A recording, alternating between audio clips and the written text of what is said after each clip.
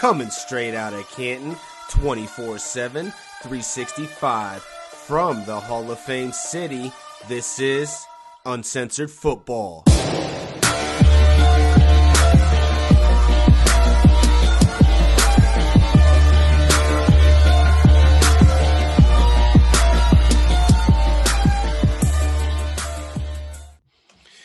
Yo, what's going on? Another episode of Uncensored Football with Zach Xander and EJ Savavic. What's going on, EJ? Oh, you know, the fantasy big shots just ready to talk some rankings, Z. Let's get it going, man. Yeah, we're going into rookie running back rankings, into redraft rankings. We're going to hit the running backs. We call it the juice around here with a capital J. And before we get started, I want to tell everybody to find us on Twitter at uncensored_FB. Get us on Instagram, Uncensored Football. Get our YouTube video, and we're on Apple Podcasts. We're on Spotify, Google Podcasts, iHeartRadio. You can catch us anywhere and hit our DMs on any of our social medias. We will get back with you with questions, with answers, with comments, and I can't wait to talk to you guys. So without further ado, let's get into the running back rankings. And EJ, you know, when you put together your rankings, is this, you know, I get into fights with people all the time of what pre-draft rankings are really supposed to mean. When you put your rankings together, how do you put them together? You know, I was thinking the same thing, Z. I listen to a lot of, you know, XM radio and just other podcasts. You know, I'm a big fan of everybody, dude. I'm a big fan of the industry, man. There's a lot of haters out there. I mean, there's some people I definitely like to debate with. Don't get it wrong, bro. I like to rip some people up. You know how we do it at Censored Football. But saying that, though, man, your rankings – you know, some people are starting to say that, what they will finish at the end of the season. But that's not what your rankings are pre-draft. Your pre-draft rankings are how you would draft them. Absolutely. Example, I think Austin Eckler finishes as a top 5 PPR running back. However, I have him as my number 10 listed running back on my rankings due to where he will fall, who will fly first in the first round, and where I think I can get him. You get what I'm saying, Z? Whoa, I get what you're saying, and we'll get to that. So I want to chime in, and you're exactly right. Pre-draft rankings are for how you're supposed to draft, exactly how you're supposed to draft. If I give you my ranking list and you need a running back, you take the number 1 running back on that board no matter what, because that's what they are. It's the build monster teams with depth. And that's exactly what you're supposed to do. It's not, what they're going to finish at the end of the season. Of course, you know, you want your number 10 running back to finish number 10 or top 10 at the end of the season. But this is exactly how you're supposed to draft. You know, you have to go get those rookie running backs. You just have to, because of the upside and the ceiling. And, you know, at Uncensored Football, UFB, what do? We always draft on ceiling. Always, man. Never be scared. Never draft based off of injuries. You always draft off of ceiling, and which is volume. Volume and ceiling are equal. You know what I'm saying, Z? Absolutely. That's the running backs. You know, it's who's going to get the volume, who has to share, who doesn't. And let's start it off, man. You want to talk about volume, and I think this is going to be unanimous everywhere. Who's going to get monster volume with carries, with receptions, with touchdowns? It's Christian McCaffrey, number 1 rated PPR back. This dude is insane. You take away his touchdowns last year, he was still RB1. It's insane, his stat line last year. He's got Teddy B coming. Do you think McCaffrey is going to be PPR number 1 again? And do you think he can repeat? Yeah, I mean, I'm not going to waste anybody's time with this, Z. I mean, Christian McCaffrey, number 1. Saquon Barkley, number 2. If you don't have it that way, I mean, you're just trying too hard, bro. You're a try-hard, bro. That's what my kid calls people on Fortnite, try-hards. You know what I'm saying? Like, let's get on, man. Like, 1, 2, CMC, Saquon. You feel me? Absolutely. Number 3, Ezekiel Elliott. Are we on the same page? Yeah, we are. We have the top 4. We went through our rankings before. It's Ezekiel Elliott, and we know he just was diagnosed with COVID, and that's a whole nother story. And be honest with you, this dude's a professional athlete. As long as he doesn't have asthma or he, you know, doesn't smoke too many blunts, I think he's going to be fine with COVID, man. He's going to be back in about 2 weeks. So, you know, he's number 3. Number 4 is Alvin Kamara. As long as he doesn't get any sneaky ideas of holding out like Mr. Dalvin Cook, I think it's going to be a unanimous top 4. Am I right? Oh, absolutely. I mean, the guy played at 75% on basically one leg last year, bro, and still, caught 81 balls for 533 yards, rushed 171 with 797 rushing yards, and that's 4.7 yards per carry with no consistent offense. I mean, yeah, the offense was consistently winning, but that whole Drew Brees injury and the offense shuffling around, get him back to normal, bro. And honestly, there's no saying that he doesn't take over a top 3 spot next year, to be honest. He's still had a good season. He just underperformed where you drafted him. So at 5, I have Dalvin Cook, and that's obviously thinking he's not going to be holding out week 1. I just don't see any scenario where he sits at home the whole entire season or even into the season. He might sit out training camp, but this guy has zero leverage. Dalvin Cook will be running the ball for the Minnesota Vikings unless he is traded. Absolutely, man. He's too young to do that holdout game where he's going to hold out for a long term. They're not really that far. I mean, the original offer was 10 million a year, and then, he wanted a ridiculous CMC numbers, 15, 16. Now he's saying he'll settle for 13. And if I'm Minnesota, I'm going to lock him in at 13. I get the injury concerns, this and that. I mean, the biggest question I have there was Dalvin Cook is my number 5. I love the kid, man. If he's healthy, I mean, just volume alone, I mean, he was 17.5 yards or average carries a game.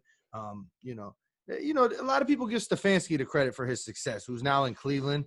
But Kubiak is sitting there saying, wait a second, that's my favorite toy. I'm the running back guru. I'm the genius. So we're going to really see here how Dalvin Cook, but I just think Dalvin Cook will still be fired. I mean, the one thing, this guy hasn't stayed healthy. He hasn't played a 16-game season yet, and it's scary. But we've seen the upside. This guy averaged almost 120 total yards per game last season. 13 touchdowns. I mean, he's a big play waiting to happen, and that offense runs through him. Absolutely. So real quick, that's the top 5. I think it should be pretty unanimous around the world, really. What's your 6 through 10, Ian? I'm going to see if I can dig into it a little bit. I mean, my 6 and 7, bro, are so close. It is so close, man. And I mean, honestly, I'm just going on a limb. And what I just talked about with Dalvin, before I could finish, I wanted to get into that I think Stefanski was the man, bro. And now that he's in Cleveland, I get it, man. Nick Chubb is my number 6, okay? And he has moved up there recently. I've had him flush around from 6 to 10, and I'm finally really comfortable putting him at 6. I get the presence of Kareem Hunt, who I also think is going to be a top 20 running back. But with Stefanski in there, man, when I'm looking over tape, man, me and you went over that video when we compared Nick Chubb and Dalvin Cook, or what was that, 2 weeks ago? I mean, all the open space creation that was created for this guy with Stefanski's offense.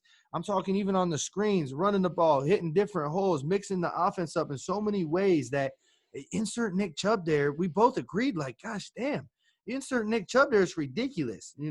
Everybody's scared, and I don't get it wrong. I mean, he went from running back 4 without Hunt to running back 18 with Hunt. I get it. But guess what? There's 2 people in the NFL that average 4 yards per contact or 4 yards per carry after contact, and that was only Nick Chubb and Derrick Henry, and those are my 6, 7. So this dude is hard to bring down. I think Kareem Hunt's going to eat in the scream game. He's going to do his Kareem Hunt thing, who's also a top back in the league. But like I've said many times in the past 2 pods, I am completely cool with starting Nick Chubb at RB1 and Kareem Hunt at RB2 in every single redraft league. I think both of them are going to have monster years, man. What's your 6, 7? So, dude, you love some Nick Chubb, and I got somebody at 6 ahead of both those guys. I'm going to tell you who it is, and it's Joe Mixon, who is only getting more weapons around him. He is the first overall Heisman-winning quarterback, national championship winner, smoking that cigar, Mr. Joe Burrow, the Tiger King himself. T. Higgins comes in. AJ Green's actually healthy. This offense, last year it was just him and Tyler Boyd trying to run around. They had On Tate playing and Alex Erickson. They had all kinds of scrubs out there. And Joe Mixon still had over 1,000 yards and still finished the season pretty strong, and he started terribly. I mean, it was really sad for Joe Mixon owners in September. If you made it through September, you made it, but it was pretty bad. But this guy has so much potential. They need to get the ball in his hands in the open field. I think they're going to do that. Burrow, what he do last year? Edwards-Helaire, coming from the backfield, lining up in the slot. They needed to do some of the same things, mixing the ball, and let him do his thing, man. This guy still has some potential. We haven't seen the best of this guy yet because we haven't seen upper echelon volume, and I think he's going to get that this year. But right after Mixon at 6, I have Derrick Henry, and at 8, I have Nick Chubb, and it's really close, guys. Like, seriously, those 3 guys, it is so close. And if you have one guy ahead of the other, I don't really blame you. Absolutely, man. Because guess who my running back 8 is? Joe Mixon. Contract year. Mixon, man. About to play for something, man. Pay him or not, man. This guy's actually, they got new weapons all around. They're going to do nothing but help. But, the reason I have him at 8 out of that 6, 7, 8, which could go in any direction, like you said, Z, is because we do not know what Burrow's going to be. I obviously anticipate him to walk right in there and be a monster. I love Burrow. I think the kid is day one talent. I want to say one thing about Mixon. He is a rookie, though, bro. He is a rookie. I want to say one thing about Mixon. This guy has been squeaky clean since he came into the NFL. We all know, it was on live TV, him punching out some girl. I mean, looking like the biggest piece of shit in the United States right now. And he paid for that. He wasn't allowed at the combine, and he was still drafted in the 2nd round. And this guy's been squeaky clean in the NFL. He wants his money. EJ, in the contract year, he wants his money. This dude wants paid. He made a mistake. And, yeah, I don't know if I'd shake his hand, but guess what? I'll still have him on my fantasy team because we're savages here, and I want to win, and I'm greedy like that.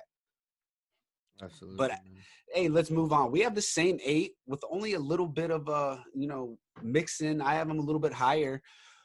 My 9 is Aaron Jones. I think he's going to ball. I mean, I really do. This guy's in a contract year, and they're not going to pay him.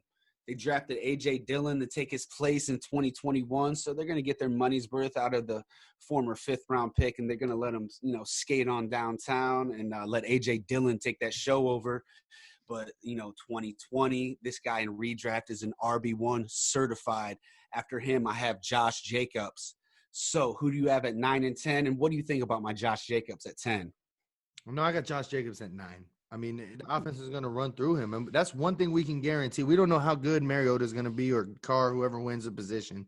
But what we do know is Josh Jacobs had 3.5 yards per carry after contact. And what's more impressive is he had 9.6 yards after the catch. That's literally a do-it-all guy. He's going to be the workhorse. Josh Jacobs is a very, very safe draft pick. John Gruden runs the ball. RB1. He's still an RB1.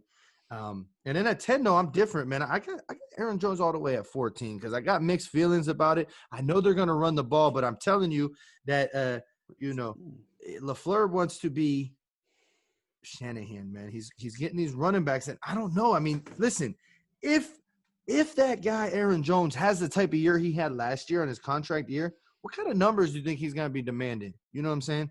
I'm saying if they don't want to let him walk, but you slow him down a little bit, you get the Merman. I think Merman walks, but you get A.J. Dillon as your touchdown vulture. I don't know, man. I think that the fact that he said that, after watching Derrick Henry, he wanted A.J. Dillon from the playoff game. He watched him. I'm not sure that Aaron Jones is going to have that same kind of season, but Austin Eckler, I'm sure he's going to be the focal point of PPR league. And like I said earlier, I literally would not be surprised if, he had top 5 PPR fantasy points. I mean, look at his numbers last year. They're absolutely ridiculous, bro. And that's with a Melvin Gordon in the room, man. 92 catches, 993 receiving yards, 11 total touchdowns.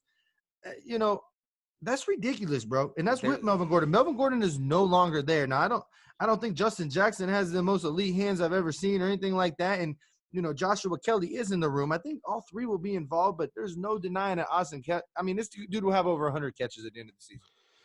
I don't know, man. There's one big piece of that equation that's gone, and that's Phillip Rivers. He's playing in Indianapolis right now. What did they fix, though? The offensive line was terrible. The thing of it was, how did they fix that? Because 2019 was Austin Eckler's. I mean, his ceiling of ceilings of ceiling. I mean, he was on the top floor. I just don't see him repeating those numbers any which way or how. I mean, he's going to be using the receiving, but I mean, listen, he created stuff on his own. It wasn't. He's my RB13. He's not your Jalen Richard that catches an open field is quick enough to get away. Oh no, man, this dude catches it. He's in and out of people creating stuff, man.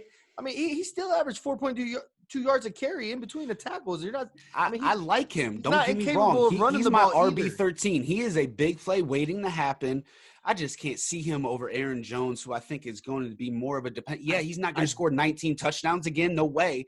but I think he can get 10 still. I don't don't think believe Eckler is going to have over 1,600 total yards or whatever godly number he had last year with 97 catches. That team is not going to be the same team they were last year because Phillip Rivers is gone. I think they're going to be starting Justin Herbert from the start. If they do start Tyrod Taylor, he's not going to facilitate him to those type of numbers. What are they both going to do, though? Run the focal point? I think Joshua Kelly is going to be a big – Joshua Kelly's my biggest sleeper in fantasy and rookie drafts and dynasty everywhere. Joshua Kelly can play football, man. Well, I'm talking sleeper. Cam Akers is a certified stud, and that's not even a question. And we'll get into that starting Akers. Job already, huh? Yeah, I know he already won it, man. He called and told Austin me. Eckler is guaranteed. Why'd they re-sign him, man? They paid him all that money. Come on. But, bro, they let Melvin Gordon walk, and Austin Eckler is their featured toy. You know, I get what you're saying. You think they're going to run him into the ground? You think they're going to run him into the ground? No, he's a 12 to 15 touch guy. Run him in the ground. 6-7 receptions. Throw him, dump off the ball to him all game long, though. I can tell you that. That's a difference. That's a completely different game. We don't know if that's Justin Herbert's game, man. Justin Herbert might be trying Justin Herbert is going to dump off, bro. Justin Herbert might look to the side like, look, there's somebody over there that was a 6'4", 4'4" guy that averaged 20 yards per catch. Maybe I should get him the ball. He's a rookie quarterback learning chemistry with the wide receivers, but you know what's going to be available all game? Austin Eckler running little short routes and taking it. Hey, man, we're talking three spots. I just wouldn't be as bullish on him as you. So, hey. It's a focal point of offense, just like Josh Jacobs. So I'm going to tell you this. This is why they're going to be the do-it-all. I do like Justin Jackson or Joshua Kelly, whichever one shines in that competition. I'm not saying that, Z, but I can guarantee you Austin Eckler is the man now, bro. He is the focal point, and they are going to get that guy. Potential, man. I'm telling you. Hey, I don't want to sit here and talk about Austin Eckler all day, even though he is a player. I mean, I have him just as a high-end RB2. You have him as a low-end RB1. We're not that far, my man, so we don't got to – I think we're going to disagree a lot more than Austin. Well, I've been getting some heat from other people in the industry just talking. And that's one of my favorite debates. But let's move on, man. Number 11, who you got? At number 11, I got Leo Fournette. Me too. Damn, Z, what the hell? Why are we agreeing too much? No, probably because you've been cheating off me again, man. No, man, I never. No, we're talking a guy that had 76 receptions last year, and this team is going to need to throw the ball with Gardner Minshew just running around like crazy. He's going to be checking it down to Leonard Fournette. This guy can stay healthy. He looked as good as he ever did last year. He's in a contract year, kind of. They can franchise tag him or extend. They extend him for the fifth year, but he wants a long-term extension, and he wants to play all 16 games and just ball out. The Jacksonville, we all know that story. It's just kind of disgusting to even think about the situation. I'd love to see Leonard Fournette in a juicy situation like a Dallas or a San Francisco. Could you imagine? But he's in Jacksonville. They're a shithole, and this guy still was a top-flight running back last year. So I like his upside in 2020. After him, I got Kenyon Drake at 12. And that's a guy that's a little scary also. We've never seen him be an RB1.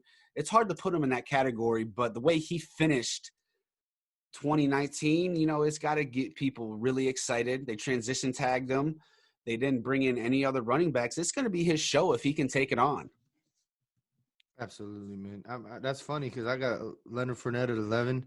The same thing, man. I mean, I'm hoping for a trade. I really am, but there's only a couple people that are solo, not in running back by committee situations, and he's one of them, man. You know damn well that Leonard Fournette is going to hop in there and do his thing. There is some statistics that are, you got to keep in mind, man. Out of his 76 catches, only 23 of them were first down. So, there's a lot of stupid dump-offs with Minshew panicking and just, putting him in terrible situations. But Leonard Fournette is in a contract year. I do think he gets traded. I don't think Jacksonville wins very much.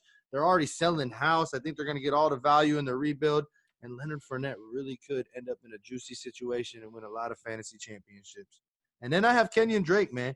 I mean, you have to. He started off last year in Miami, and then whenever he hit that Arizona Cardinal Cliff offense, man, he averaged 20 points a game when he got there and got inserted. And if you put all the Arizona Cardinal running backs together, they're disgusting. I mean, so I think Cliff does. He's talking about the whole committee thing as well, but. Bro, Kenyon Drake is going to shine in that offense. Everybody in that offense is going to shine. You feel me? Absolutely, absolutely. So You know, man, we're agreeing with way too much shit, man. Way too much, This man. is getting a little. I don't even like you that I'm much to be I'm agreeing with getting you like that much. kind of nervous, man. This ain't right. You know, who's at 13? I have Eckler, and at 14, I have Miles Sanders. I got my man Miles Sanders at 13, bro. But that news with Brandon Brooks, damn, bro, that's painful. Pro bowler, his other Achilles, man. You heard that, right? Absolutely, and you know it's better to happen in June than it happen in October when you're Oh, dude, battling I for the know, playoffs. man, but So that's so you know, important for it's them. next. I mean, it's next guy up. It really is. I mean, this is NFL. These guys get paid, and it's time to sometimes it's just to show up. And We Carson already had Wentz. to worry about Peterson picking up like Devontae Freeman, and he loves that committee. And now you got to worry about how the impact of losing, their best offensive lineman is going to do. I mean, it does suck, but Miles Sanders, dude's a superstar, man. I think Peterson needs to get it together, bro, and just ride Miles Sanders. Have a 3-down running back. Have a superstar, dude. Change things up because, you need to change something up, Yo, you want to bring in Smitty, or we're just gonna keep going, man? Is it gonna be California love, or are we just gonna stay Canton love? He just DM'd me. If not, Yeah. I'll go on, man. I'm ready to go all day. I can talk running backs so Bro, I'm let's blue in the go, man. I'm mouth. on fire right now. I want to All right, just let's keep on rolling, man. rip it. We don't need nobody else, man. We'll catch you later, man. That's what happens Right. when you mess with my time. So after the top 14, we have the exact same No, I 14. got Aaron EJ. Jones at 14, so we got Yeah, we different. just got a little different order. I don't understand Aaron Jones that far down. You think AJ Dillon's going to be a big piece of the pie in 2020 for real? I really do. I think he's going to vulture a lot of touchdowns. I really do, man. And I think they're going to limit that Aaron Jones paycheck, man, or they're going to let him walk, one of the two. It could go either way, man. They're going to limit his paycheck. See, the guy has great hands too. I can't let a guy like Aaron Jones walk if I'm, LaFleur and the Packers. But at the same time, man, if you limit his production, it regresses a little bit, you might not have to pay him that ridiculous contract. If the season he needed a contract now, he would be looking at that 15, 16 mil. He regresses, his numbers a little bit, maybe settle at 11, 12. You keep Aaron Jones around with Dillon and have that committee like Shanahan. That's the goal in Green Bay. It could go either way, or they could just, hey, one last ride and run him to the ground and get every penny out of him, just like you were suggesting. So, Yeah, I see man. both sides, man. Yeah, he's not getting paid. There's no way. So anyway, that's the top 14. We have the same exact 14, a little bit of different order. This is kind of, let's get into it. Let's get some debates. I'm quickly going to go through my 15 through 20. No, Come on. Let's go, because right, you're going to – who's your 15? 15, I have Clyde Edwards-Helaire. Damn, okay. I got Todd Gurley. Yeah, Todd Gurley, I got 19. I mean, we can go through this kind of quickly, man, and then we'll see where we disagree. That it's a pretty close tier. At 16, I have Melvin Gordon. I got Melvin at 17, I have Cam Akers, and at 18, I have David Montgomery. Now, tell me where you have Cam Akers, my man. I got 17, I got David Montgomery, and 18, I have Mark Ingram. Keep going. Mark Ingram. Oh, yeah, dude, they're gonna run everything out of him. This dude it's his last show. Story. Is it the same story? I mean, it really is. But Mark Ingram's a little bit older. I got him at 25. I think he is at the cusp of an RB2, RB3. J.K. Dobbins is going to come in there and take a little bit of that juice, and we know Justice Hill, Gus Edwards are probably still going to be there. If they're winning big, they're going to kind of try to save Ingram for the late season run, but. Ingram is the leader of that football team, bro. Who do they interview on SportsCenter? But who do they interview on SportsCenter? Keep them fresh a little bit for sure, bro. 15 touchdowns and that. What do? They run the ball, 70-80% of the time. Give me Mark Ingram, and I love J.K. Dobbins later. I mean, you could throw him in a flex role, but we'll get to that. So my 17th rated running back, Cam Akers. I want to know where you got him. Cam Akers, bro, is down there a little bit for me because I'm not 100% that he wins the full-time job. I'm telling you right now, he drafted Dark Henderson. Listen, he drafted Dark Henderson. McVay loves Dark Henderson. That's his guy. And then that other guy, Malcolm Brown, tried to leave, and he wouldn't let him leave. Detroit wanted to sign him, and he wouldn't let him go and beat their offer. So I don't know what he's going to do, but I got Cam Akers at 26 until I know that he is solidified the workhorse. Then he'll move up on my running back redraft rankings, but until then, I got him at 26 because I'm not so sure that. All right, answer me one question, and then we'll go on from there. Who's at 25 and who's at 27?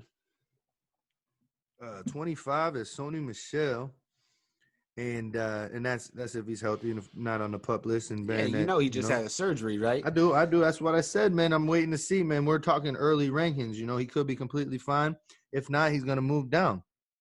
And then at 27, I got Jonathan Taylor. Oh, you actually have Cam above Jonathan Taylor. I'm surprised to see that your pre-draft running back is behind Cam Akers. But hey, man, for real, Sony Michel over Cam Akers. We're talking a New England running back. EJ, we know you. I know you hate New England. Bill Belichick and his running back by committees. Come. Are you serious now? You really think Dart Henderson's going to even take that job or come close to it? No, they needed a ton of stuff in LA. They have a ton of team needs, and with their first pick in the 2020 draft, they took Cam Akers because they knew they needed that workhorse running back. That offense goes through the running game. Jared Goff cannot do it all on his own. He's better play action pass, hitting his guy in stride, and it starts with the running game. This guy can't do it on his own. We've seen it in the fourth quarter. We've seen it in the Super Bowl. You stop the run, you stop the Rams. They wanted that guy that can run in between the tackles with physicalness and with elusiveness and get him outside. Man, this guy has game-breaking speed, and we haven't seen anywhere close to this man's ceiling because of the way Florida State was playing football last year. Cam Akers, you have to draft higher than that, or somebody like me is going to get him before you. I agree, man, but that's throwing darts, bro, and I get it. And I throw a lot of darts in Dynasty, you know what I'm saying? But in my redraft, bro, I'm dominating. I mean, my winning percentage is great in both. I'm not gonna lie, but I play a little bit more conservative in redraft at times, man. I mean, yeah, I throw my darts. Don't get me wrong, but I mean, where do you got him at? 16? I got him at 17, man. He is 17? a legitimate RB2. You got him above Edwards Hilaire. Oh no, you got him after Edwards Hilaire. See, I got Edwards Hilaire. I got him right above David Montgomery, Todd Gurley, and James Conner. And the only reason he's above Todd Gurley and James Conner is because these men, I don't trust their health. I like their situations. I don't trust their health. So, James What's the Conner, offensive line looking like over there at the LA Rams? Let me ask you that. They got Whitworth back, and this man only gave up 1 sack the entire year. What's the rest of the offensive line looking like in the LA Rams? I got faith in Sean McVay. Okay, but what's the rest of the line looking like? Come on, answer my question. I was fine with it, man. I mean, I'm fine with their offensive line. I'm not going to go and talk about their left guard. He's boomer bust, man. And everything. Cam Akers is good at huge boom, or it could be mediocre. He's not even a bust. I don't see him busting. The Rams start with the power run. They could have drafted a running back in the 4th or 5th. They wanted their guy. They didn't like who they had in the room. They needed linemen. You just said it. They need offensive linemen. They need D linemen. They almost need everything except another Aaron Donald and Jalen Ramsey. I mean, this team. I love Cam Akers, man, but that's a dart throw where you're grabbing him. I want to see who wins the job. If he wins the job and McVay says like, hey, this guy Cam Akers is my guy. I'm running him. He's my RB1. Then he's moving up to where you have him. Until then, he's going to sit down a little bit. So at 17, though, I got at 15 Gurley. Obviously, I think he's the best running back in the NFL healthy. That arthritis could spur up, or he could be fine all season. That's what they're talking about. You don't know that that's going to affect him. And if he's healthy, he's the best running back in the NFL. He's got the best. I mean, that offensive line in Atlanta is ridiculous. They took a page out of the Cowboys book. Took 2 offensive linemen in the first round last year. A lot of injuries banged up, but that offensive line, they play indoors. Todd Gurley on the Rams, he's going to be their workhorse on a prove-it deal. That's a bad dude, man. 16, Melvin Gordon. They're going to run him to the playoffs, man. Melvin Gordon and the Broncos with that crazy loaded offense. I mean, Drew Lock just has to be mediocre to throw the ball around to them weapons, and that'll open up the game. Melvin Gordon is a monster. He had a bad year last year, so he's fallen a little bit. Because why did he have a bad year? Because he was holding out and missed training camp. And it's very rare that a guy comes back and still does good, 17 is David Montgomery, man. That's my guy. I think that, I think Nagy really had his eyes open, man. Like, gosh damn, man. When he saw the number, was he 7th and 8th in broken tackles in the NFL? And I think that they are going to make him the workhorse. He's getting the volume. He's on the hot seat, man. The GM is too proud to say he's wrong, just like he stands by his Trubisky lover. This GM, he's terrible, but he's going to tell him, put some pressure on, like, hey, man, we got to give this Montgomery the volume. He's going to be the guy. I absolutely love him. 18, Mark Ingram, like I said. Old man's going to get 14, 15 touchdowns. He's the leader of that football team. 19 is James Conner. Bro, where you got James Conner? 20. Okay, because Tomlin said, hey, I don't do the running back by committee thing. James Conner is my workhorse. I can't draft predicting injuries, man. If James Conner is healthy, bro, he could finish in the top 10 PPR. I mean, let's be honest. He could finish in the top 10 standard. A healthy James Conner, any running back one in the Pittsburgh Steelers offense behind that offensive line is a great, great person to have an investment in redraft. And James Conner, man, I mean, he could move up. Who knows? But then 20, I got Kareem Hunt, man. What I tell you, I would start both Chubb and Kareem Hunt because they're both in my top 20, and Kareem Hunt is in my top 20. He's going to be a monster in screens in that Stefanski offense. Kareem Hunt is somebody I definitely want to own in as many redraft leagues as possible. Damn, that's some faith in that Browns running back field. And, I think 20 is a little – I don't want to call it ridiculous. I have him at 29. I think it's two different tiers. I think that's drafting him a tier ahead. If you're drafting him over guys like Cam Akers – that's running back too. I mean, I don't think so. I got him at 29, Holmes. I think he's a different tier. Kareem Hunt, yeah, he's behind Nick Chubb. That's Nick Chubb's backfield. He's playing the sidekick. That's fine. He was putting up nice. He's going to probably catch more balls. He's going to get a couple touchdowns, but in between the tackles, man, that's Nick Chubb's. The red zone, that's Nick Chubb. This guy's too damn good. Cleveland loves him. They're going to get behind him. He's the clear number Kareem one. Hunt isn't? I mean, there's no way he got all that trouble. What was he, top 3 in the whole NFL? Chubb is 6 and Kareem Hunt's 20. I just can't get behind that. I mean, you can't draft him like that. You just can't. But that's my opinion, man. That's why we both have opinions, and that's why we both try to push our point of views. But the thing of it is I'm not taking Kareem Hunt over some of these other guys that I know are going to get the volume. I think Cam gets the volume. And, Chris Carson is supposed to – I'm not in love with Chris Carson by any means, but I'm not taking him over Kareem Hunt. I like Devin Singletary over him. I like Darius Geis over him. I like Jonathan Taylor, Cam Akers. It's all question marks, man. I got Jonathan Taylor. Top 3. He wasn't top 3 because of injury. Nick Chubb doesn't get hurt. Bro. We can't say this it's guy going to has be any both sort of running backs involved, man. Over one play. One play, this guy's been hurt. He blew his fucking knee out at Georgia, one of the most disgusting injuries I've ever seen. This guy came back even stronger. Listen, dude. I mean, Cleveland's Kareem behind Hunt is a monster. He's a top running back in the league.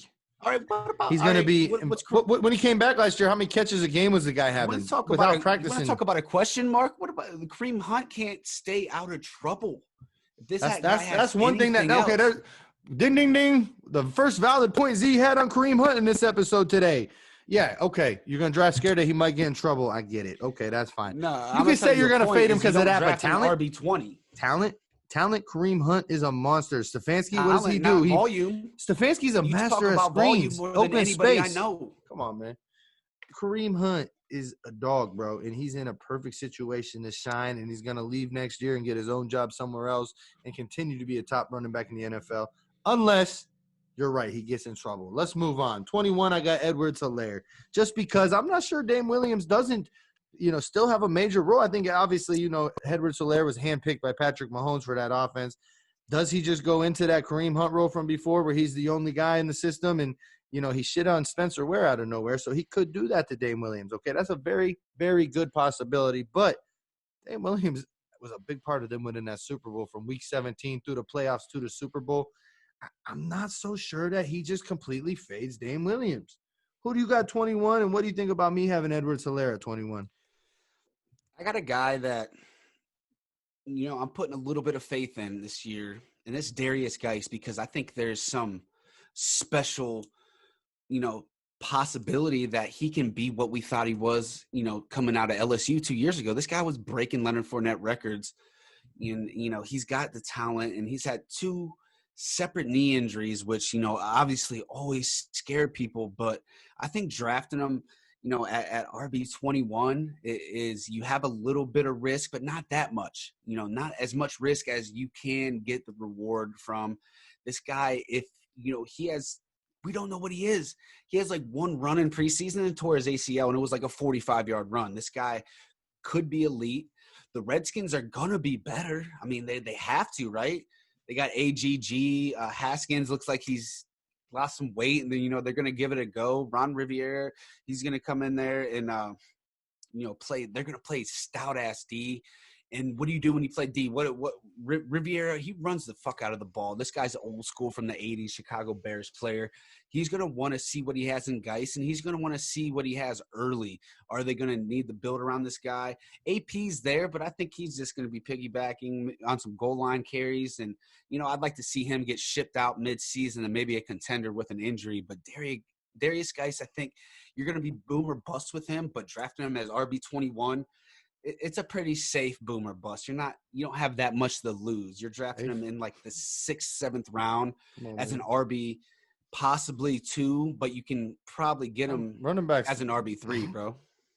7th round with a running back 21. The math doesn't even make sense. First of all, second of all, it's a safe pick. You just told me Darius Geis is a safe pick, bro. We're talking about a guy that has, let's see, I don't know, 42 rushing attempts. You know what I'm saying? Like 49 touches in his career. Like, come on, man. That's never a safe bet. And we're talking about the Washington Redskins, who what are they going to put up? 12 points a game?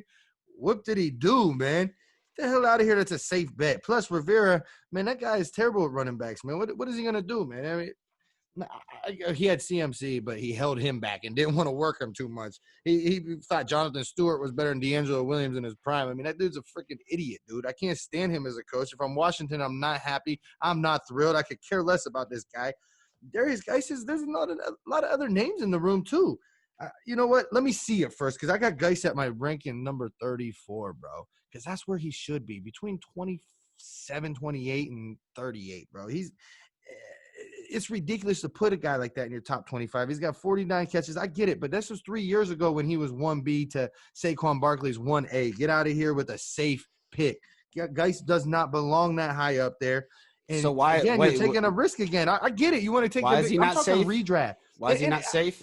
I take a lot more risk in Dynasty, but in redraft, bro, I'm winning money, bro. I'm counting chips. Why is he not safe? Just answer the question. Because he got hurt. What don't we do? We don't draft on injuries. Okay, but ceiling. This guy was a 2nd round pick. Would have been a 1st round if he didn't have some off the field situations. He looked like Dalvin Cook. Coming out of college, this guy has that type of talent. The offense isn't pretty by any means, and okay, so I might be out on my limb a little bit, but man, I'm taking Darius Geis over the next guys on my list: Le'Veon Bell, Chris Carson, Jonathan Taylor, Mark Ingram. I'm gonna take my shot over Mark Ingram, bro. You're a guy that just had 15 touchdowns, who's the leader on the football team. Come on, just dude, drafted somebody in the 2nd round, man. They just drafted Dobbins in the 2nd round. You don't think he's gonna get a little piece of that action? They're not gonna want to play with their new toy. They're gonna want to see what he has. This guy doesn't catch passes. This is PPR. He's very touchdown dependent. So yeah, I'm fine with passing on a touchdown dependent guy. On the best offense in the NFL, he's touchdown dependent. That runs the ball 80% of the time, the Baltimore Ravens. Yeah, Mark Ingram is a better pick. He's a lot safer than Darius Geis. Okay, here's what Darius Geis is, bro. On a low-scoring offensive team, he's He's got a new coach with a new system that everybody's learning, with a quarterback that's in development, with just F1 really. I mean, you got AGG and maybe Thaddeus Moss takes over tight end. I mean, they didn't really give him that many weapons to play with this year. And then he's in a running back room with Adrian Peterson, Bryce Love, Peyton Barber, Antonio Gibson, J.D. McKissick. Who knows what's going on? You're bringing up there. Guys when you had Kareem Hunt and Nick Chubb in your top 20, and you're going to bring up running back by committee? Dude, I'm going to bring – there's a completely difference between a team that I think is going to score about 24 points a game and your team a lot of people thought the Browns' offense was going to be amazing last year. I mean, how'd that work out? Okay. Well, you know what I have at 22, man? I'm going to move on that safe pick with Darius Geis. Number 22, I said he didn't have much to lose. Yeah, I mean, it's a dart throw, bro. I'm a little more conservative. The high ceiling with really not that much to lose. I hope he does do well, man, because I do like him in Dynasty. I'll give you that. Okay, 22, 23. I'm going with, the guys that are going to get the first shot at the volume. I'm going to go with the David Johnson and Le'Veon Bell. The 28-year-olds that are, going to get first knocks at it, man. I do like David Johnson in that system. They traded for him. They gave up a lot for him, way too much for him. But, I think he's going to be better than what Lamar Miller did out there. You never know, man. He could be a little bounce back. I'm not going to put him up there crazy like some of these fantasy analysts I see. But I think 22 is a good spot for David Johnson. 23 is a good spot for Le'Veon Bell. 24, I got Chris Carson. In 25, I got Sony Michel because Stidham's in a new offense and he's the quarterback out there. Who knows if they're going to tank? But you know what they're going to do if Sony Michel's healthy? Big Bill is going to run that guy. He's got a first-round investment on him. He's going to get everything out of him, every tread out of them tires with Sony Michel. He just had ankle surgery like this week, right? If he ends up on the PUP list, obviously he's going to move down. But if he ends up completely healthy, I'm going to keep him right there at 25. So what's the rest of your 20 through 25? Man, come on now. Serious? David Johnson. Now we're talking safe picks. David Johnson. 22? Did you see this guy last year? Seriously, did you see? Who's he competing with? It doesn't matter. This guy looked. He looked past his prime. Like 2 years ago, he looked damn near ready to retire. Hey guys, please dude. comment. It was sad. Could you believe the Cardinals could not wait to get off this man? Are you kidding me? That was like the best trade of all time, by the way. Bill O'Brien, what the fuck are you doing down there in Houston? You're ruining Deshaun Watson. And David Johnson, the guy that hasn't been able to stay healthy since his huge 2016 season or 2017, whichever one it was. And he looks. Where do you got Odell Beckham on your wide receiver rankings? He looks slow. Where do you got him? You know your rankings by heart. Where's Odell in your wide receiver rankings? He ain't done shit since 2016. So let's see. Wide receiver 7 minutes. Seven. So you got him at wide receiver 7, but I can't have David Johnson at running back 22. Well, there's one thing. Baker Mayfield. What does that make? Come on, dude. Odell Beckham needs hasn't done somebody shit to throw since him the ball. 2016. David Johnson looked like a slow fucking. He looked like a fat kid getting the ball in flag football. You just got to give it to him every once in a while. But damn, man, give it to somebody else. I don't think he's coming back to anywhere close. So where do you have David Johnson then? I got him RB30. I got him in the next tier, basically just because, 23. Yes, he might get some volume. Possibly, his only work last year that looked good was in the pass game. So I'm thinking maybe in the pass game, but we're going to talk about a stinky offensive line. Maybe in the pass game. Damn right he's going to be good in the pass game. In a PPR, like David Johnson, stinky what do you think, his hands are gone? All of a sudden he can't catch footballs? In LA? Are you talking about offensive line that smells? Dude, what about the Houston Texans offensive line that makes Deshaun run for his life almost on every single play? I'm not buying it. And he just didn't look – dude, it's an eye test right there. His hands are broke, I guess. He might get the volume, but in the PPR points, I think it's stinky, dude. And a dump off. The PPR points. I don't think he stays healthy. I don't see ceiling, and I don't trust it. So if I don't see ceiling and I don't trust you, then you go down my list, man. Okay, fair enough, man. That's your list. 24, Chris Carson. Where you got him? I got him at 23, and I'm not happy about it. This is a tier that we start. I'm drafting on volume right there. Not so much my likings. This is the part of the draft I usually I'm picking my wide receivers and letting other people draft these guys, but you still have to rank them and draft them accordingly. And if possibly someone lands on you and you have to go a different direction, you might need the running back depth right here. But I'm not loving the Le'Veon Bell, Chris Carson, Mark Ingram. I want to talk about a guy, and I want to see where you have him. My 26th running back is that man Mostert. In San Francisco, we've seen what he did in the playoffs. They sent Breida out of there. Tevin Coleman can't stay healthy. Jerick McKinnon, we know that story. This is a guy who just flashes on tape. EJ, where do you have Mostert? Because I'm sure it's a lot lower than 26. It absolutely is, bro, by 9 spots, actually. That San Francisco, it's musical chairs at running back in the Shanahan offense. I think it's frustrating, man. If everybody's healthy at the same time, who's it going to be week to week? Is it going to be Mostert? Is it going to be Tevin Coleman? Is Jerick McKinnon going to make a comeback and be okay? I just don't want a part of that kind of a committee. I just don't. I like committee. Everything's a 1-2 committee. I'm fine with a 2-man committee, but when you're getting down to a 4-man committee, I'm just not on board, bro. I'm just not. So yeah, I got Mostert a lot further down to me. He will have some boom weeks, man. In DFS, I'll throw him in matchups. You know what I'm saying? But as far as a week to week, I think it's going to be different guys are going to boom different weeks, man. And that's frustrating. Yeah, Tevin doesn't stay healthy. McKinnon doesn't stay healthy. I'm not drafting like that. I am because this team runs the ball better than anybody not named Lamar Jackson. And what do they – they're going to run the hell out of the ball. And Mostert, we're talking like two opposites of the spectrum right now. We're talking David Johnson, who just bores me to death on tape, and Raheem Mostert just jumps off tape with an outstanding offensive line. One possible, 49ers all-time great retires, and they bring in Trent Williams from Washington. This offensive line actually got better. They bring in a first-round wide receiver. This offense is only getting better with Deebo Samuels and everybody. You want to talk about offenses that are going to look good and score a lot of points and run the ball. This guy gets anywhere close to decent volume, he is going to pop. I think him at RB26 in the RB3 range, I think that's juicy, and you guys should jump on him. Dynasty, he's not my guy by any means. He's almost damn near worthless, but this guy for 1, maybe 2 years, I think is going to shine in San Francisco. After that, I got his guy at 27, a guy very, very close, but maybe not in the same situation. Matt Breida going down to South Florida. Where do you got that man? 31, man. I absolutely love that dude, bro. I think that he's a lot better than Jordan Howard. I think he fits that Miami offense perfectly. I do like Matt Breida a lot. I thought I was bullish at 31. I like that you have him up there. See, I really do, bro. I don't think it's bullish, man. This guy can't stay healthy, but when he's on the field, he makes plays. So this is a range. Like, I'm telling you, man, I go off ceiling. Everybody's probably going to get nicked at some point. So I want a guy that's going to ball when he's in there. And Matt Breida makes plays. Now, he gets hurt, seems like getting out of his truck every day. But he never really misses games. He just gets banged up, and then he misses a half, and then somehow comes back in. He hyperextends his knee. He comes back a week later. It's insane. But they need guys down there. They need talent. Jordan Howard is in between the tackles. They're going to get this guy the ball, and as long as he's healthy, I see some production. After him, I want to see where you have little man Singletary from Buffalo, because I love what this guy did. Almost 1,000 yards last year, and I think he can build upon that. And, Zach Moss is scaring a lot of people. It doesn't scare me at all. They needed a power back in between the tackles. He's not that guy.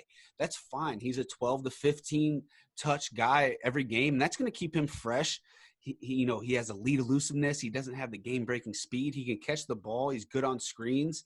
He runs with good power. Zach Moss will be kind of the goal line guy. That's why he's down farther on my list, because he's not going to be the goal line back. But I see him getting a lot of targets. I see him having a better season than he did his rookie season, and he was a must start during the fantasy playoffs last year. Yeah, I got Devin Singletary a lot lower, bro. Actually, I got him at 33, which is crazy, and I get it. Every analyst I talk to about it, I got him at 28. That's not close, man. I mean, I'm just saying. I think you're wrong, though. I think Zach Moss comes in there and gets a 50-50 split, and I think Zach Moss is the better running back. That's just my opinion. I've watched Zach Moss for years over there. And listen, man, Zach Moss is a do-it-all workhorse running back, and he's NFL ready from day one. I love Zach Moss a lot more than I like Singletary. And here's the thing. If they love Singletary so much, why were they trying to pull Melvin Gordon in via trade? And I know it didn't happen. I don't really believe why did they go after Zach? I think that was bullshit, to be honest with you. They got TJ Yeldon and other people out there. They brought Zach Moss in for a reason. It's going to be a 50-50 committee, bro, regardless what you think. And Zach Moss could end up taking that job. So that's why Devin Singletary is getting faded. I've seen guys have him as high as top 20, bro. I really have. But I'm not on the Devin Singletary bus, man. Just not happening. Actually, between 26, 27, 28, 29, 30, 31, 32, they're all my boom dart throws. Now, you started your dart throws way earlier. Here's where I get cute with my dart throws.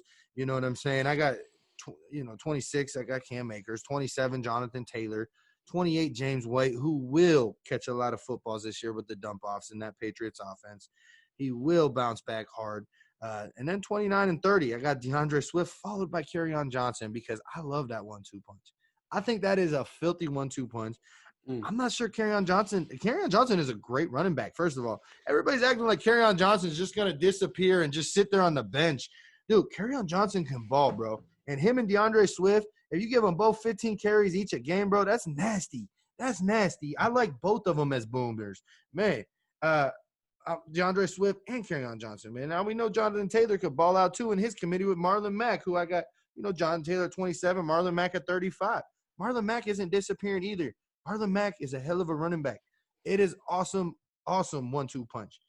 And then 31 is Breida, and 32 is J.K. Dobbins, who will be running back too sometimes. He's going to be very much of a flex guy, but any team that runs the ball 80% of the time, J.K. Dobbins is going to get some carries, man. They're going to prep him to take over next year for Ingram. You know what? I got a problem with James White because he's my RB 37. You know, this guy's going to decline. There's no chance he's going to put up the same numbers he did with Tom Brady, and there's not even going to be close. Jared Stidham is a complete different player. They're going to be running a similar system, and they don't have many other people that are trustworthy. So James White's going to be getting the game time. So you think he's just going to quit catching footballs? Yeah, he's not going to catch 80-plus balls. He's not going to do anything. He caught 72 like that. last year. I mean, because you think it's just Brady's the only one that dumps off. To me, I think they're going to play a complete different game. They're going to be using Jared Stidham's athleticism. He has a big arm. He's not as accurate as Tom Brady, but he can move a little bit. I think they're going to play a little different ball. I think James White is nice, but I don't think he's a flex option, you know, week to week. And you know, carry on and DeAndre Swift. I don't know, man. I can't dig that in the same region. I got Swift at 32, carry on 39. I was one of the biggest carry on supporters coming out of Auburn. I wonder where you had him last year. You know, the way this guy runs, you know, he keeps having shoulder issues and different injuries, and he hasn't finished either of his first two seasons. I don't really like that. But the thing of it is, they brought DeAndre Swift in for a what's that? But you like Darius Geis. Okay, like man. Yeah, but what Washington not do is draft one of the best running backs in the draft in the second round. Washington didn't do that. So I think they're going to see what they have in Geis, and I think they know what they have in Carry-On, and they wanted to bring DeAndre Swift in as a playmaker because Carry-On obviously wasn't getting it done or staying on the field. Off of Bill Belichick. DeAndre Swift is an amazing talent, and I think DeAndre Swift is just going to be that guy. This isn't a very good football team. They're not going to be running the ball a lot in the third and fourth quarter because they're going to be terrible. They're going to be throwing it, and DeAndre Swift is going to be the pass catcher. Detroit, are you kidding me? They're one of the worst teams in the NFC, and it's not even really close. Without Stafford, with Stafford hurt, yeah, they are, but with a healthy Stafford, they're not that bad. I mean, let's talk about the NFC. I mean, where do they fit in the NFC? We're with the Arizonas, the LA Rams, the Seattle, New Orleans, Atlanta. Are they better than any of those teams? No, Carolina, Chicago, Minnesota, Green Bay, they're by far the worst team in their division. It's not even close, dude. They're terrible. They're going to go 5-11, and they're going to have a new coach next season. And, you know, I don't like Patricia. I can agree with you there. They need a new coach. But it's going to be a committee, and they're both going to get a lot of burn. It's not going to be a one-man show. He models his model is Big Bill with the running back by committee, and that's what Patricia wants to do. Two things we agreed on. I have Dobbins at 33. I have Marlon Mack at 34. Marlon Mack is not going anywhere. If anything, this is going to be kind of like Nick Chubb, Carlos Hyde 2.0 in Cleveland. I think Marlon Mack starts out the season playing most of the downs. Jonathan Taylor is going to be the complimentary guy and have to work himself into the offense. Maybe mid-season, someone calls Indy, say, hey, I need a running back. You got an extra one. Marlon Mack might get traded, and then it'll be the Jonathan Taylor show. But you can't bank on that. I think it is a big RB 50-50 split until further notice. But Marlon Mack has some serious value left. I mean, week one, this guy is probably on the, a top 25 play in the first week. I don't care what anybody says. Going on the list, we're getting the nitty gritty. I think we only have about 5 minutes, and I want to hit you. A couple. I didn't hear any of your Tampa Bay running backs. Number 36, I got Keyshawn Vaughn. Number Where 36. You got Ronald Jones at? Down there because that's not. I've already said it before. That is not Arian's guy. Ronald Jones had a couple good weeks. I got Ronald Jones at 44. If Ronald Jones was Arian's guy, he wouldn't have started Peyton Barber over Ronald Jones. So Keyshawn Vaughn's going to steal that job. I think he had 1,000 yards last year, so I think he was enough of his guy. All-purpose yards? Yeah, 1,000 all-purpose yards. Those count, right? It's kind of hard. It's hard not to in that offense. Those count, right? And Keyshawn Vaughn's a guy out of Vanderbilt you like a little bit more than me. He's a dog.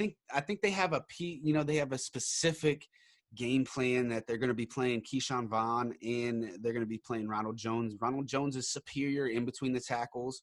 Over Keyshawn Vaughn? He's bigger. He's faster. No. And I think the reason Ronald Jones wasn't starting last year is because he can't keep the quarterback healthy. He's not good at pass blocking, and I don't understand why. That's you should be able to learn that pretty good in the NFL, but he's not good on third downs. So he has to come out of the game. That's why he's that low. This is a dude with the size and speed combo that is almost next to almost anybody in the league right now. He has superstar potential. He just doesn't, I don't know, something just doesn't click all the way around. We'll see if they can get it out of him this year. You know, Tom Brady, he's had some LeGarrette Blunts and some guys come out of nowhere and put up some really good fantasy seasons. I think Ronald Jones could be a sneaky RB3 that could put up some big numbers. And, you know, Keyshawn Vaughn, I like him and all, but I don't love him. I don't know if he's superstar potential fantasy guy. I think he's just a guy. He scares me a little bit where he's going, and I'm fading him for real. Okay, this is where I get fun though, man. I got you, like I said, and then I got my 38 is Zach Moss. Like I said, man, I think I'm stealing him there. I think he's going to be a 50-50 committee. I think Zach Moss is going to have some big weeks, and people are going to love him. He's going to fly up the board next year. 39 is AJ Dillon. I already told you. I think he's guy's going to vulture a lot of touchdowns. Put him down for 8 touchdowns this year. And a guy like LaFleur who wants to be like, you know, Shanahan, and then he also says that he wanted A.J. Dillon because he thinks it reminds him of Derrick Henry, and he loves Derrick Henry's style. I just think he's going to get a lot of work. So I think he's going to do really well, especially in the red zone. 40, I got Lat Murray, man. The offense was weird last year, man, with the whole Breeze injury. A lot of things changed, man. But if you remember the very beginning of last year, man, Latavius Murray, week 1, you're like, oh, gosh, this guy's going to have him a year. So I think it goes back where – I think it's kind of things are going to get normal to where it was 2 years ago. I mean, Latavius Murray is not Mark Ingram, but, you know, I think Alvin Kamara and Latavius Murray, the whole offense, man. In addition to Manny Sanders, I love the offense. You're taking handcuffs? I got him at 40. Huh? You're taking a handcuff over at 40? Tariq Cohen? Tariq Cohen is slowly fading out of that offense, man. Slowly? He's slowly fading. I'm not. Got like 200 career receptions in 3 seasons, man. Are you serious? I got Tariq Cohen at 42, 2 spots later, bro. I mean, really, I got Philip Lindsay in between them. I think that's fading. I got Philip Lindsay in between them just because Melvin Gordon can't finish the year. They need playmakers. It's like Allen Robinson and nobody out there. They need playmakers. Tariq Cohen's the best player on that offense, not named Allen Robinson. They're going to have to get that guy, though. I mean, David Montgomery, but David Montgomery is a pounder. I'm talking someone that can do something in the open field. It's Tariq Cohen. They'd be stupid not to get this guy the ball. I mean, Nagy already said that. I mean, David Montgomery's going to be his workhorse. Lat Murray over Ronald Jones, Tariq Cohen.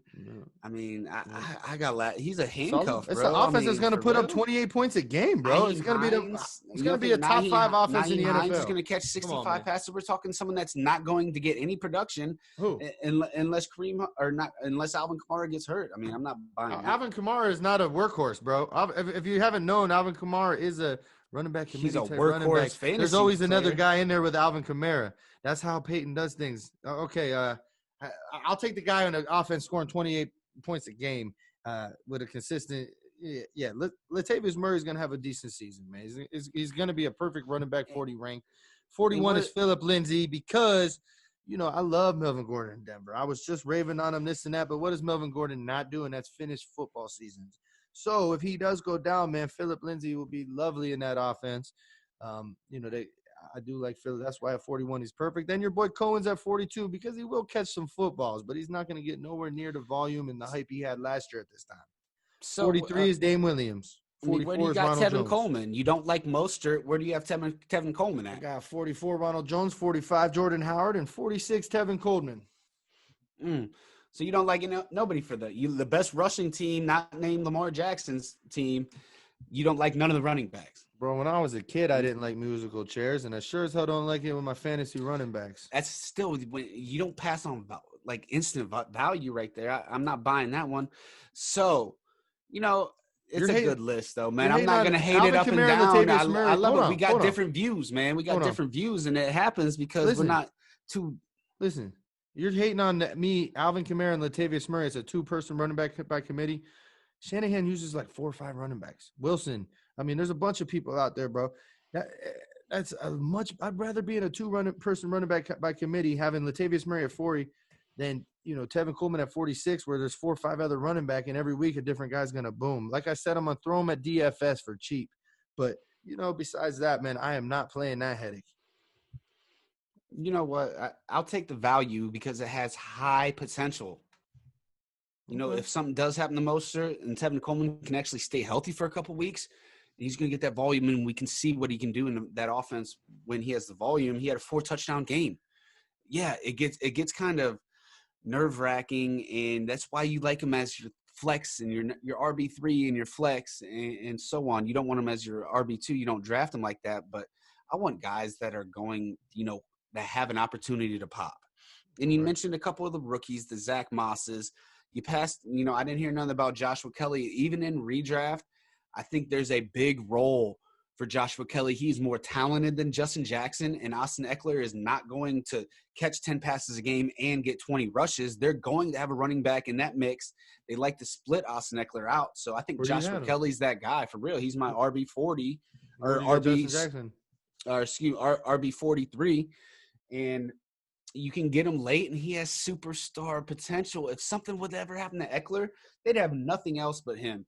And, I was liking Justin Jackson, but I think he's a little average. I think Joshua Kelly has some superstar potential. We didn't see it that much at UCLA because the team wasn't really built around him. And this guy still had super production, and he has super potential, and you can get him late. And he's a guy that I recommend drafting him around early. So that's why I have him at RB43, because somebody like me is going to try to shark in on all those rookie running backs. Yeah, I mean, I got Justin Jackson at 54 and Joshua Kelly at 55. You know what I mean? Whichever one of them wins that job, I really like. You got him a little bit higher than me, quick, because we're about to sign off real quick, but where do you got Dart Henderson? You're hating on Cam Akers. Where do you got Dart Henderson? He's not going to do nothing either? Just nobody in LA is going to do nothing? I got Dart Henderson at 47 and Malcolm Brown at 48. Now, whichever one out of the three, whatever decision is made on the running back situation, they might fly up the board or somebody else might move down. Hey, moral of the story is you go get Cam. You go get Cam and you be happy, man. I'm telling you. Hey, this has been fun, man. We've just broke down the running backs for like 45 straight minutes, and we're about to go do it again. We're about to bring in a special guest for our next podcast. But for this one, me and EJ are about to be out. Don't forget to follow us on Twitter, Uncensored_FB. Hit our Instagram, hit our YouTube. Follow us on all the major podcast platforms because we're there. We're putting out material faster, harder, and better than anybody else out there. EJ, tell them what's up. Hey, man, I mean, you're hearing it here, but I've been hearing it from a lot of fantasy analysts. I'm talking big names in the fantasy industry, but this really is, man. Uncensored Football is the hottest new podcast out right now, man. The hottest new podcast in the game, and I'm not the only one saying it, man. So get hip, tell your friends that tell their friends. Hey, we're just getting started, baby. Peace.